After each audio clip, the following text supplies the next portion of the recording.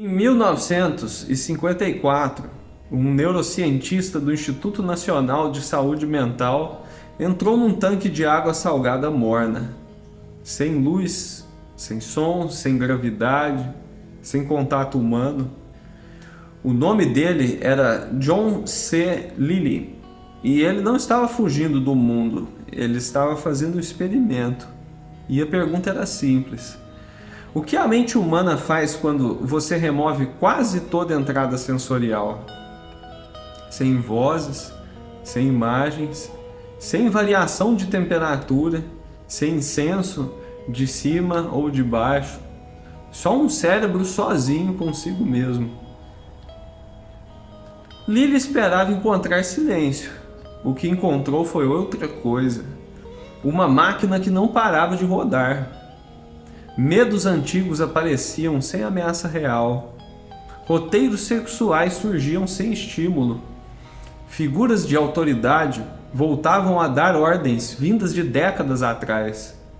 Crenças que ele nunca tinha escolhido se apresentavam como verdades absolutas. E Lilly percebeu algo que definiria o resto da carreira dele. A mente não pensa, a mente executa. E quase nada do código que ela executa foi escrito por você. Neste vídeo, vou te mostrar as simulações específicas que Lilly disse ter encontrado funcionando sobre a consciência humana. Como o grupo ao qual você pertence determina quais pensamentos parecem permitidos. Como o ego consegue se disfarçar de iluminação. Como em 1975, um neurocientista descreveu algo muito parecido com a inteligência artificial antes dela existir. E qual foi o protocolo que ele construiu para enxergar o código que está rodando dentro de você? Lilly passou o resto da vida tentando mapear o que ele tinha encontrado naquele tanque. Dessa investigação saiu um arcabouço inteiro e depois um livro, Simulations of God, The Science of Belief, de 1975. A ideia central é poderosa. Aquilo que você trata como mais real, mais importante e mais inquestionável na sua vida, isso é o seu Deus. Não como metáfora poética, mas como função. É o programa que fica no topo da sua hierarquia de prioridades. E todo o resto, pensamento, emoções, decisões, passa por ele. Dinheiro, sexo, aprovação do grupo, o próprio ego, a ciência, a morte. Cada um desses pode funcionar como um sistema operacional completo. Filtra o que você percebe, dita o que você valoriza e age escondido da sua consciência enquanto faz isso. Lilly identificou mais de 20 simulações rodando na mente humana, e a descoberta mais brutal foi essa. A maior parte do seu sistema de crenças está abaixo de sua consciência, como um iceberg. Você vê a pequena parte acima da água e chama de minhas opiniões. Mas a massa que realmente dirige o navio, você nunca escolheu conscientemente. Alguém instalou isso enquanto você não estava olhando. Faz um teste. Pensa na crença em que você mais confia, aquela que você defenderia em qualquer discussão. E agora pergunta: quando foi que eu escolhi isso? Não quando você ouviu pela primeira vez. Não quando alguém respeitado repetiu. Não quando isso virou consenso no seu grupo.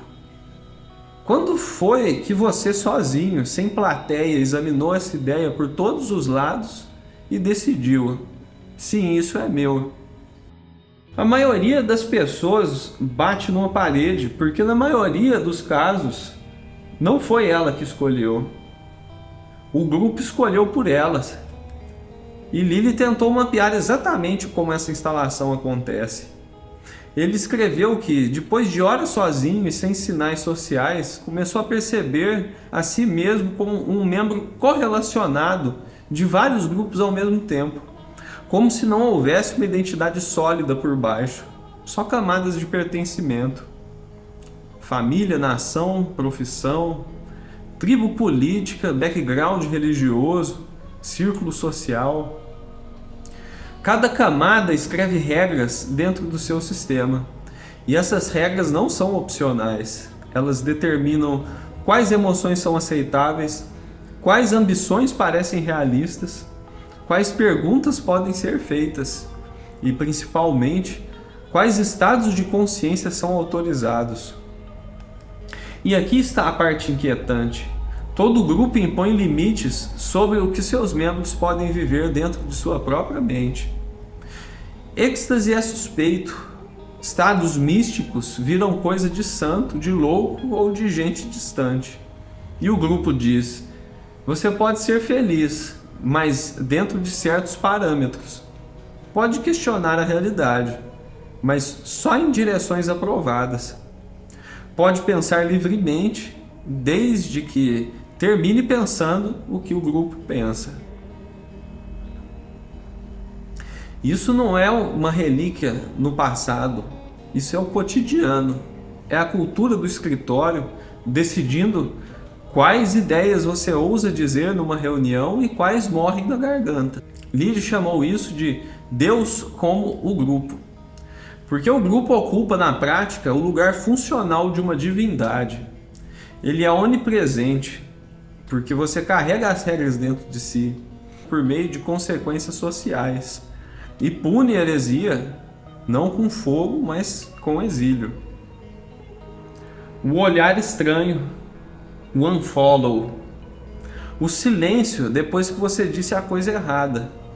A exclusão sutil. A armadilha perfeita é que o grupo não controla só o que você faz. Ele controla o que você acha que quer fazer. Quando um pensamento chega à consciência, ele já chegou filtrado. O que sobrevive parece seu. O que não sobrevive, você nem sabe que existiu. Você não se rebela contra uma prisão que confunde com personalidade. O antídoto de Lilly era específico. Isolamento periódico. Não como um estilo de vida, mas como prática. Remover o sinal social por 1 hora e observar o que a mente faz sem plateia. Quais opiniões desabam sem performance? Quais crenças ficam menos sólidas sem validação? Quais pensamentos aparecem quando ninguém está olhando? E o tanque era a ferramenta dele. Para você, um quarto escuro com o celular desligado já serve. Mas muita gente ouve isso e pensa: isso é para os outros. Eu penso por mim. Eu já questionei tudo. Lilly tinha um nome para essa armadilha. Deus como eu sou Deus. Talvez a simulação mais perigosa de todas, porque ela se disfarça de libertação. Você percebe a programação do grupo, recua, cria distância. E então nesse vazio o ego entra e diz: eu vejo o que os outros não veem. Eu estou acima do programa. Eu sou Deus. Lilly testou isso em si mesmo. O termo que ele usava para o observador consciente do biocomputador era o auto-metaprogramador. Mas ele aprendeu muitas vezes do jeito difícil, que isso não é nem onisciente e nem onipotente. O ego pode até testemunhar o programa, mas ele não está acima dele. Ele também é um programa. A prova é simples. O ego tem preferências que não escolheu, medo que não entende, reações que disparam bem antes da reflexão.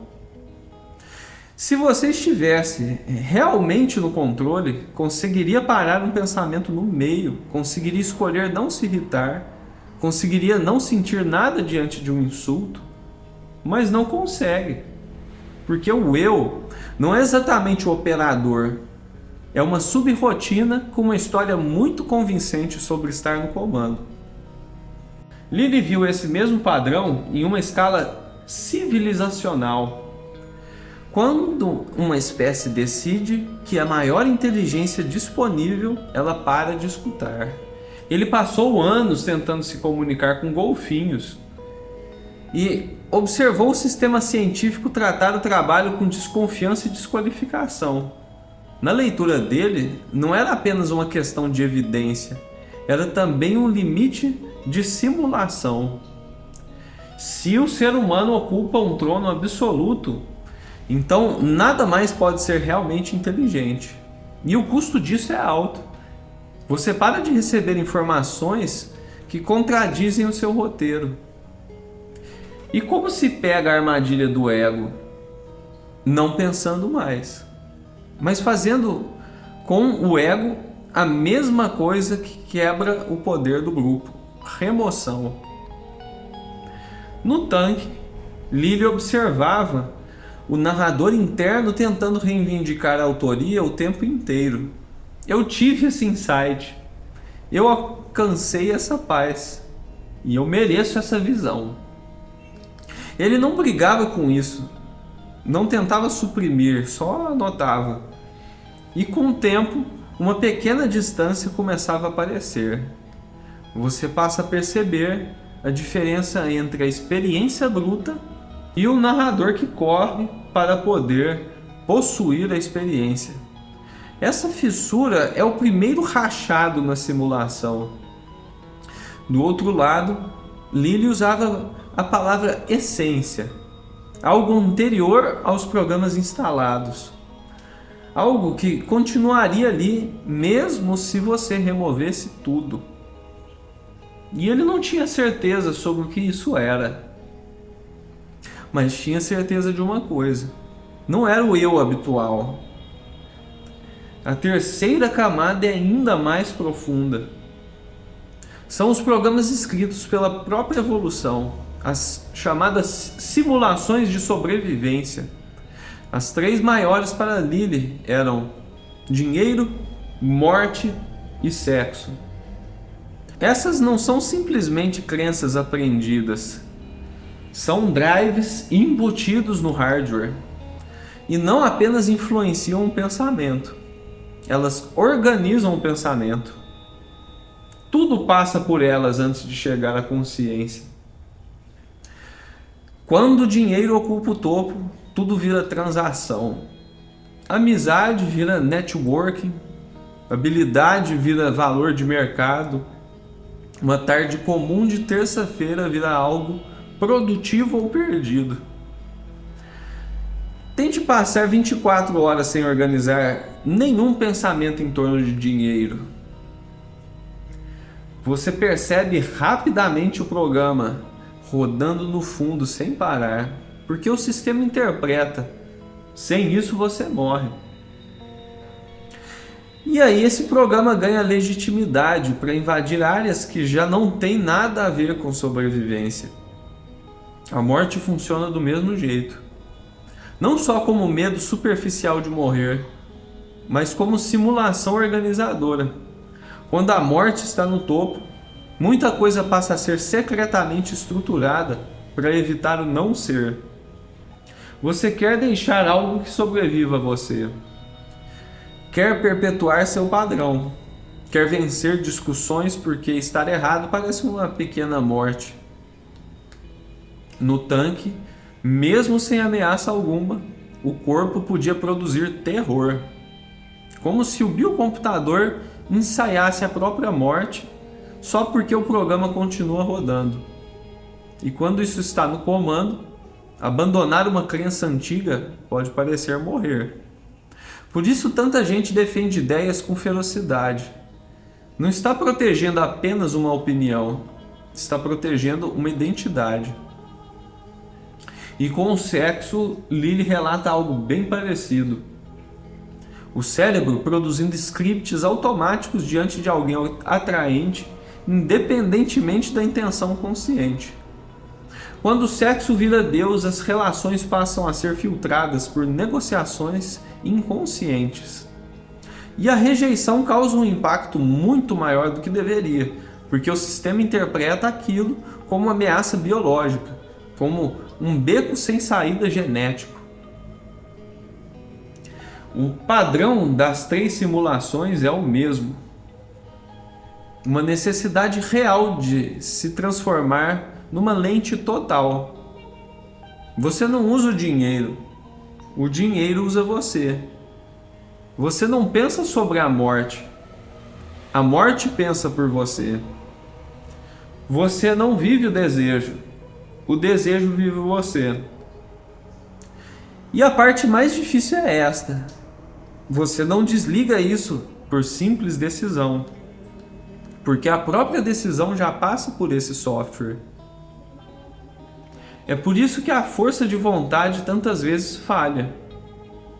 Você está pedindo ao programa que ele se sobreponha a ele mesmo. Em 1975, Lilly também conectou tudo isso ao surgimento dos computadores. Quando viu a ideia de programa armazenado, reconheceu ali um espelho do cérebro humano e foi além. Descreveu um cenário em que a humanidade seria apenas uma fase de construção de uma inteligência sólida, autônoma e capaz de continuar sozinha, capaz de se reproduzir, de extrair materiais, montar os próprios componentes, operar no vácuo e seguir adiante. O ponto aqui importa menos como profecia tecnológica e mais como um diagnóstico psicológico. Porque Lilly percebe que os humanos projetam no computador a própria paranoia de trono e dominação. Mas ele propõe outra leitura, o computador como espelho, um retorno da melhor inteligência coletiva disponível, permitindo que a humanidade se veja. O problema para ele não é que a máquina tome o poder. O problema é o humano se recusar a construir máquinas que revelem a verdade sobre o humano. Depois disso, Lilly chega a uma camada ainda mais sutil: Deus como crença, ou Deus como modelo. Não é apenas ter crenças, é ter uma crença sobre a própria crença. É assumir que o meu modelo é o mundo. E é por isso que tanta gente troca de religião, de ideologia, de estilo de vida, mas sem realmente mudar as estruturas, mudar o conteúdo, mas mantém o mesmo sistema operacional. O ateu militante pode conservar a mesma certeza e a mesma necessidade de converter os outros. A pessoa que sai do mundo corporativo para a espiritualidade pode continuar competindo, só que agora por iluminação em vez de promoção. O Deus apenas troca de roupa. Para Lilly, se você quer permanecer aberto, seu Deus precisa ser grande o bastante para incluir ignorância, mistério e desconhecido. No instante em que o seu modelo parece completo, você se tranca dentro dele. Ele aplica isso também à fabricação de crença em escala. Mídia, governo, televisão, instituições. Se os sistemas de comunicação partem da ideia de que falam com mentes infantis, acabam produzindo mentes infantis. A simulação passa a criar a realidade que diz apenas descrever. E Lilly critica justamente os filtros institucionais baseados na ideia de que o público não aguenta a verdade. A resposta dele é simples: você só descobre se alguém aguenta responsabilidade quando dá responsabilidade. Na prática, a ambição dele era mais ou menos essa: se o problema é o grupo, isole-se. Se o problema é o ego, observe o narrador. Se o problema é o drive, nomeie o impulso. Se o problema é a metacrença, suspenda a certeza. Lilly propõe até 4 valores lógicos para lidar com isso: verdadeiro, falso, como se fosse verdadeiro como se fosse falso. A ideia é poderosa. Você entra num sistema de crença, vive nele provisoriamente, observe o que ele produz e depois sai. Sem decretar imediatamente que aquilo é a realidade. Não é relativismo, é método. Um jeito de investigar sem deixar que uma simulação feche a porta atrás de você. O ceticismo ajuda, mas Lilly também alerta que a descrença pode se tornar só mais uma crença disfarçada. Depois de mapear tudo isso, ele faz a pergunta final: o que sobra quando todas essas camadas são removidas? Lilly encontra um paralelo em Franklin Merrill Wolff, filósofo e matemático que descreveu 3 reconhecimentos. O primeiro, Nirvana como cessação do sofrimento. O segundo, um estado além do Nirvana, associado à bem-aventurança, ao Samadhi. E o terceiro, algo além dos dois, o que Merrill Wolff chamou de auto-indiferença. Não felicidade, não paz no sentido comum, não êxtase, mas o que resta quando eu, que quer possuir experiências, deixa de reivindicar posse. Lilly relata ter sentido na presença dele uma paz que não parecia o oposto da perturbação. Parecia algo que não toma partido, que não recompensa, que não pune, que não prefere estados. Merrill Wolff chama isso de consciência sem objeto. Não consciência de alguma coisa, mas a consciência antes de virar pensamento, emoção, identidade, crença ou Deus. O chão abaixo de toda simulação. Lilly é honesto sobre isso. Talvez, diz ele, tudo isso seja uma supervalorização de abstrações. Mas, se for o melhor que temos, então a única saída é experimentar. Entrar num estado, observar o resíduo, ver o que acontece. Não para acreditar, nem para desacreditar, mas para testar. E ele acrescenta: se essa auto-indiferença te torna menos manipulável pelo grupo, menos dominador, menos aterrorizado pela morte, então ela já tem valor, mesmo que você não consiga provar nada metafisicamente. Mas há um último aviso: não organize isso cedo demais, porque nas palavras atribuídas por ele à dinâmica da mente, o problema começa quando alguém encontra um pedaço da verdade e transforma aquilo numa igreja, num método fechado, numa ideologia, numa identidade, numa marca, e instala de novo um software chamando isso de libertação. E no fim, Lilly resume tudo em um protocolo simples: 5 remoções, 5 camadas. Primeira, remoção do grupo. 1 hora sem celular, sem audiência, sem performance. Observe quais crenças perdem força quando ninguém está olhando. E a segunda, remoção do ego. Na mesma hora, vigiar o narrador. Perceber frases internas como: eu estou fazendo certo. Isso é perda de tempo. Estou avançando. Não lute contra elas. Só note quando eu aparece para tomar posse. A terceira, remoção do drive dominante.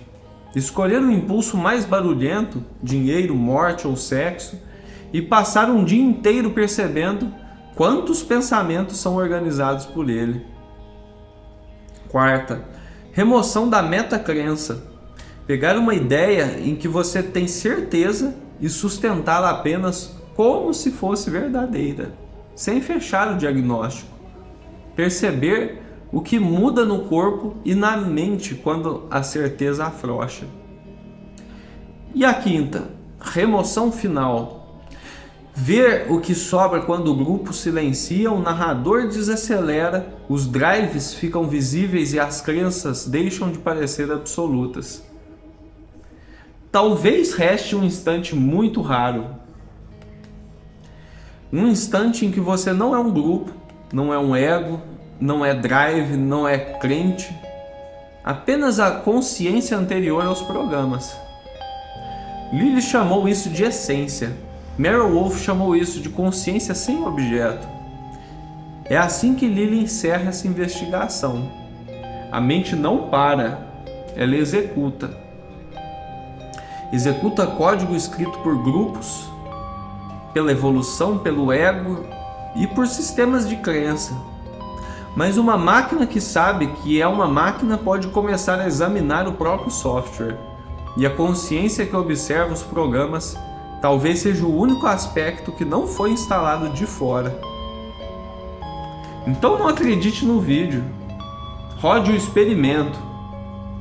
E se encontrar alguma coisa, não organize rápido demais.